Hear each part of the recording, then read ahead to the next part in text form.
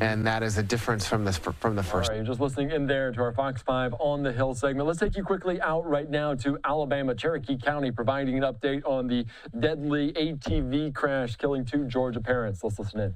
And those that are taking care of them and treating them, we are certainly praying for them and everything that is happening with them, and those people that are the ones that are responsible for their caretaking right now.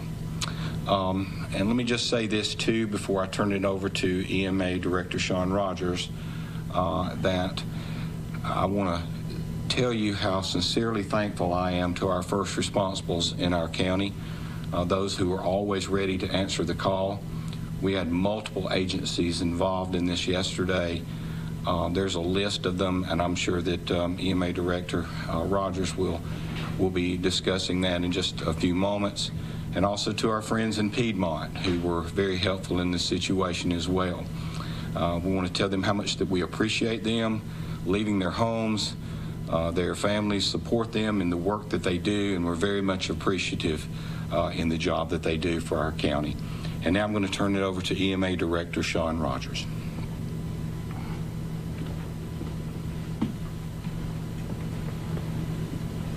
Good afternoon. Thank you, Judge. I want to start off by saying, reiterating what the judge said about our first responders. It was a very difficult scene yesterday. There was a lot of challenges that we had. It was in a very remote area. The communications was struggling. We had some outages with cellular providers that slowed down us being able to communicate with each other effectively.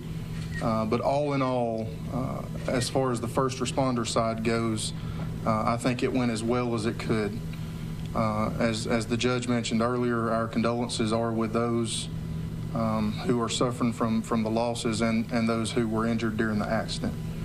I'm going to go through this and detail some information or provide some details on what happened, so we make sure that we have the facts and everybody is provided that information at the same time. We've received numerous requests for interviews and live interviews and Zoom calls and things like that. So we decided to go live on Cherokee County EMA's Facebook page. I believe it's going on the Sheriff's Office as well, Cherokee County Sheriff's Office Facebook page, and then our media partners who are here with us. Yesterday, just before 4 p.m., Cherokee 911 received a call or multiple calls from the ATV Park down on County Road 8 reporting a ATV accident or a side-by-side accident. At first, we didn't know the number of patients. First responders got on scene within about 18 minutes from the time of dispatch to provide those details so we could get everything in motion to get the resources to the scene as quickly as we could. Now keep in mind, from the time of dispatch, 18 minutes till our first responders made it to the crash site in a very remote area that is a lot of trails and rough terrain. So 18 minutes is pretty remarkable for that area. Once they got on scene, they provided information to Piedmont Rescue, who were en route, and multiple helicopters were called. Once Piedmont Rescue arrived on scene, they made the determination to request additional helicopters. A total of 4 were dispatched to the scene and flew 3 juveniles, 3 children, and 1 adult female to trauma centers in Birmingham. Piedmont Rescue then requested mutual aid from Atrium Floyd Cherokee EMS. They responded with 2 units and provided assistance to Piedmont Rescue. In total, the ambulances transported 4 patients to Floyd Medical Center, or Atrium Floyd Medical Center in Rome, Georgia. Fire personnel made sure that that the scene was safe for all 4 helicopters to land. They provided critical assistance to EMS on getting those patients to the helicopters for them to be life flighted.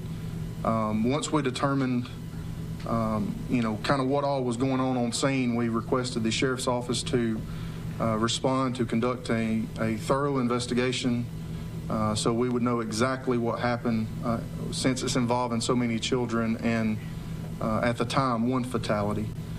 The female that was flown to Birmingham to the trauma center later succumbed to her injuries, and at that time the sheriff's office was notified of the 2nd fatality.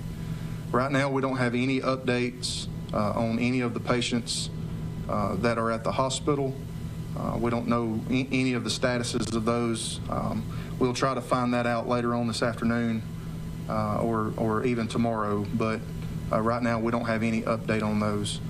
I'm going to turn it over to the sheriff and let him talk about what his office done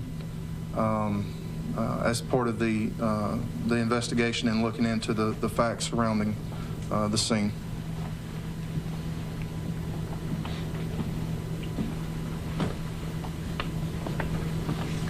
Hello, I'm Cherokee County Sheriff Jeff Shaver, and like our judge said, we send our thoughts and prayers to these families that have been affected.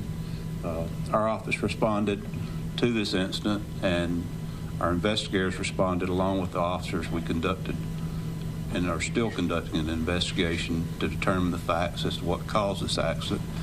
It appears that the deceased driver was operating a RZR, and according to witnesses, at a high rate of speed, he struck another RZR who tried to avoid him, left the roadway, overturned, and struck a tree. And at that time, it just became the rest of the investigation. So I'll turn it over to Paul McDonald, coroner.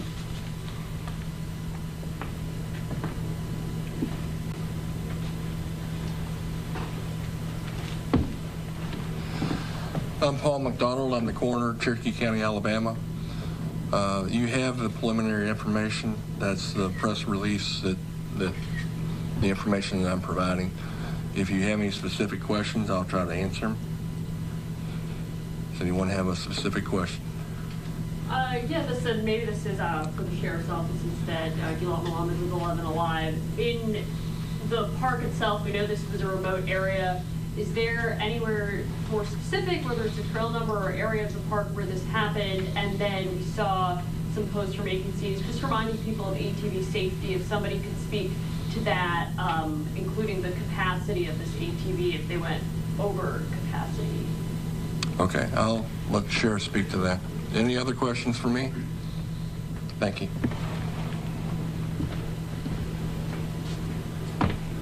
All right, just listening in there, heartbreaking nature. Let's just continue listening here on Live Now. There, and when I first heard of the accident, I assumed it was on one of the steep mountainsides, but actually it occurred on what used to be an old railroad bed that's basically flat and then a slight curve. What was the rest of your question? Yeah, just regarding ATV safety, I don't remember if it was. I'm sure that it's not recommended to have 9 people, especially young children, in a RZR, not using safety harnesses, because I mean those vehicles are used off-road, and if used improperly and if you're not following the manufacturer's instructions and guidance. I mean, I have a ATV that I use for work, and it can be very dangerous to travel the wrong way on those. Do you know if any of them were in safety harnesses? I was told no one was harnessed. The other ATV vehicle that witnesses said they may have collided with, anybody hurt from that, or do you know how many passengers were in that? There were 2 passengers in the other RZR. They were not injured. They basically had struck on the front passenger side, and it busted their wheel and turned it sideways. And of course they were stopped, and they did try to render aid to the victims there. One thing I wanted to clarify with the victims, I know you don't have their status. Do you know, is everybody who was brought to the hospital still there? I really can't release that. Sure. Any indication that alcohol was a factor? Let me just say, Jerry, that in any accident investigation with toxicology, you know, it's best to wait till you get your results back to say that, yes. Okay. Thank you. I have a question. What safety rules were in place at the park at the time of the incident, and were those rules enforced by the park?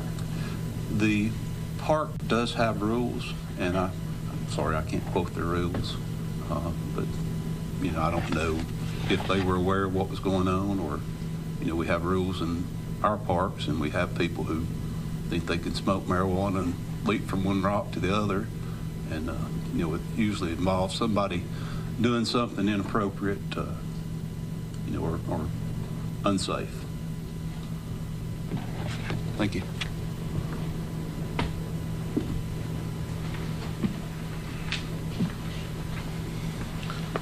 All right. Thank you, Paul and Sheriff.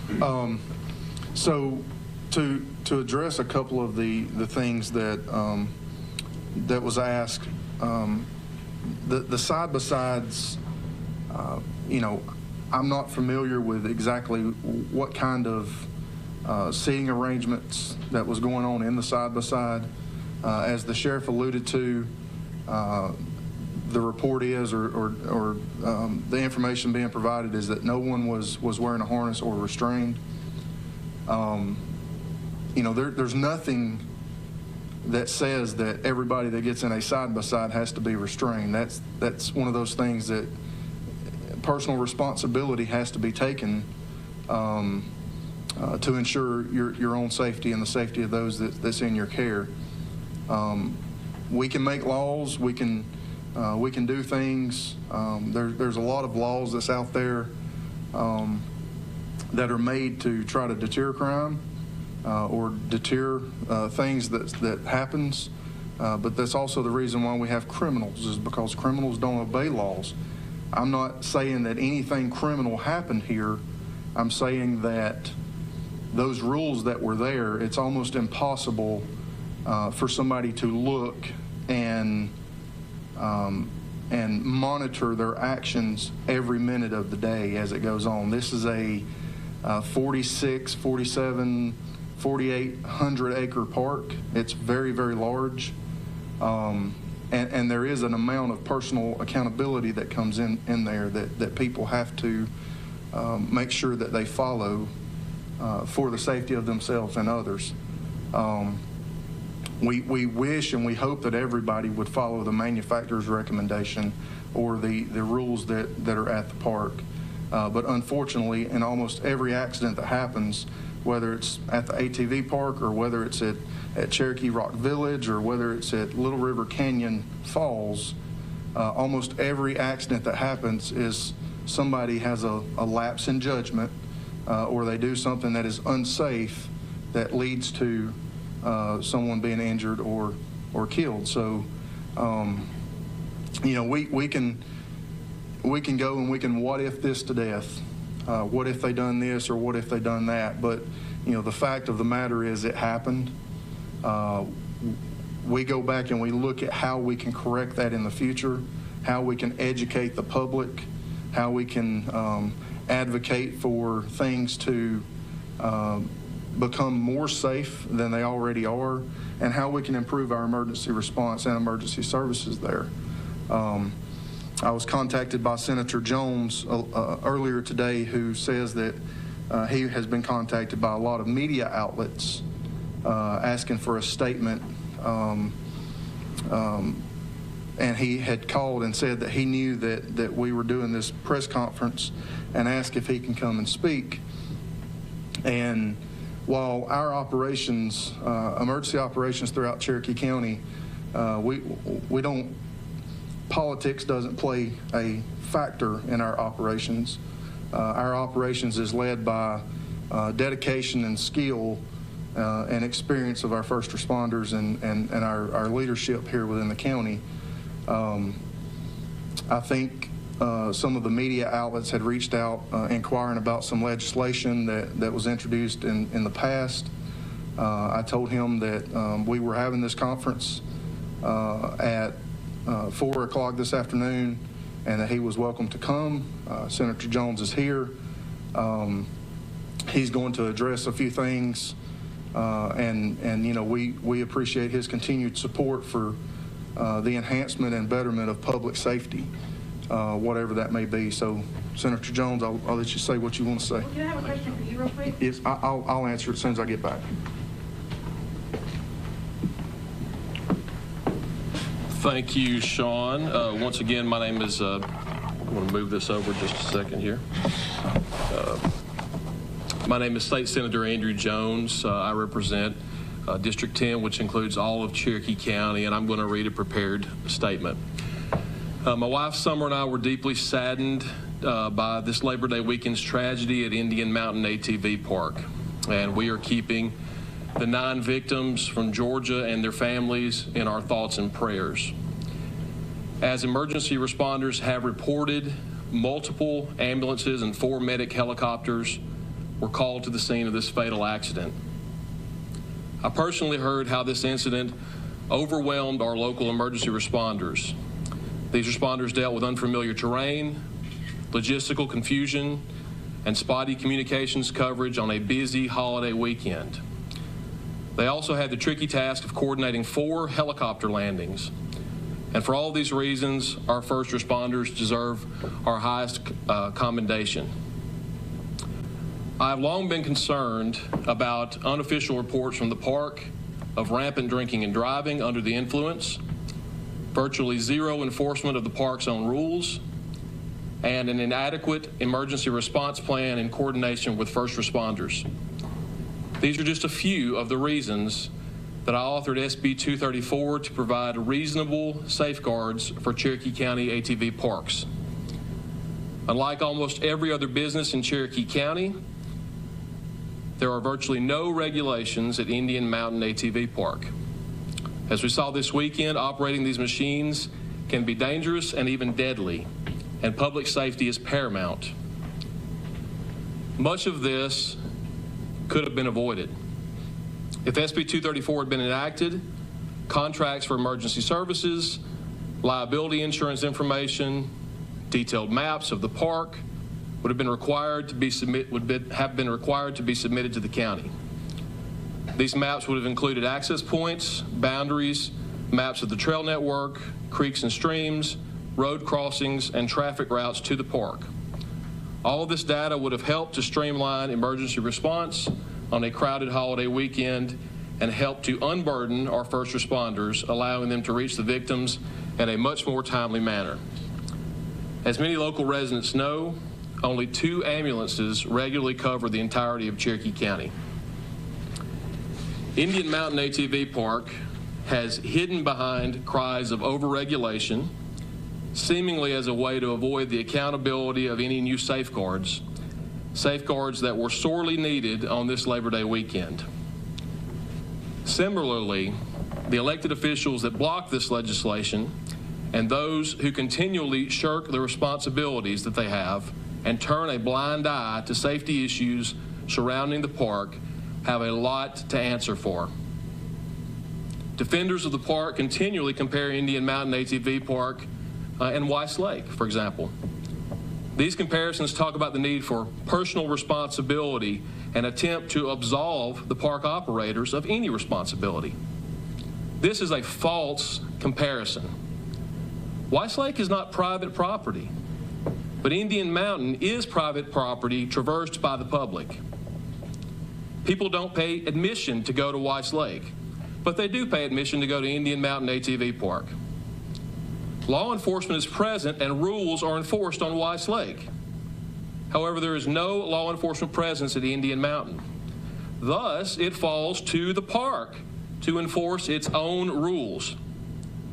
So when 2 adults and 7 children, after paying admission and signing liability waivers, climbed aboard a single ATV designed to haul half that amount of people, it would stand to reason that a park staff member should have intervened. When children as young as 1 year old were crammed into an ATV, why didn't the park step in? Morally, I cannot understand how Indian Mountain ATV Park should bear zero responsibility.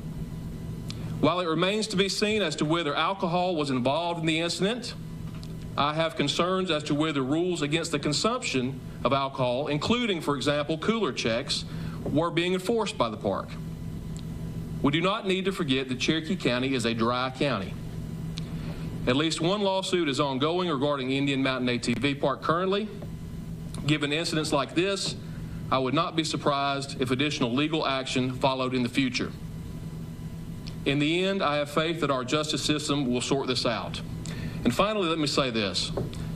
I've been asked repeatedly to bring legislation again to regulate Cherokee County ATV parks like Indian Mountain. However, without the 100% unconditional support of Cherokee County's elected officials to assist me in putting reasonable safeguards in place, there is no point in bringing ATV park legislation during the next session, and I will not do so. I would urge concerned citizens to reach out to your local elected officials and share your thoughts with them if you want that to change and if you want any meaningful reform to take place. Thank you very much.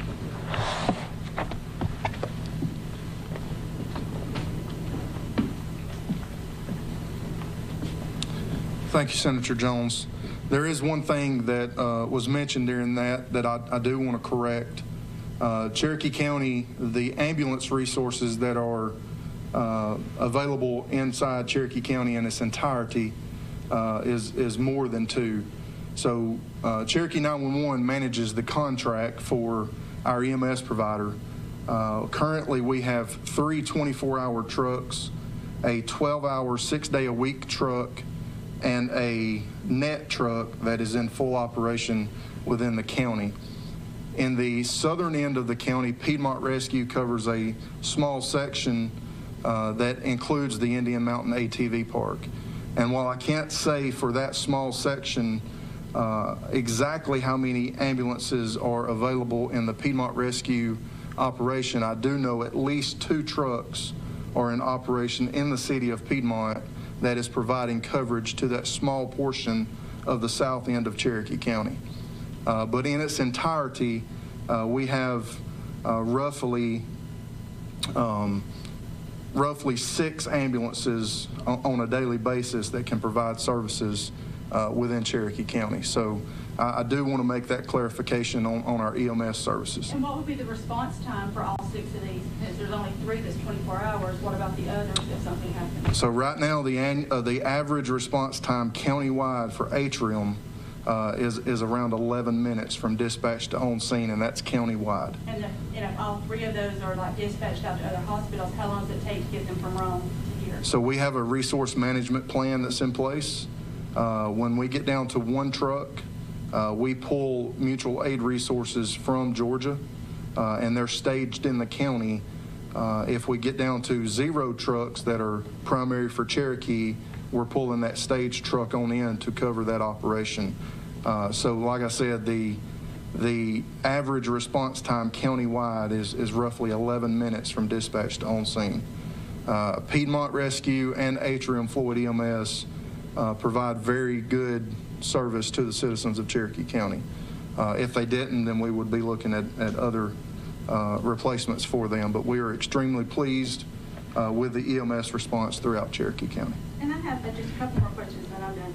Has the park had previous incidents of serious injuries and fatalities in the past? And if so, will those be released for the media to cover for public records? I will have to go back and look to see how many injuries or fatalities that we've had at the park. I do know there are some, but I don't have an exact number on that. But if you will give us some time over the next week, I can provide that. Is there any more questions? Probably be for the sheriff or maybe the coroner. I know earlier in your Facebook post, still notifying next of kin. At this time, are you able to release any of the victims' names or just any more information about them? Right now, due to the sensitive nature of it being children, juvenile children, we're not releasing any of that information until we can ensure that everyone has been notified that needs to. Once that notification has been made, we will, in coordination with the coroner's office and the sheriff's office, release the appropriate information. Anything else? Again, our thoughts and prayers remain with the family and the victims that were injured, and we pray for comfort and a speedy recovery for them. Thank you.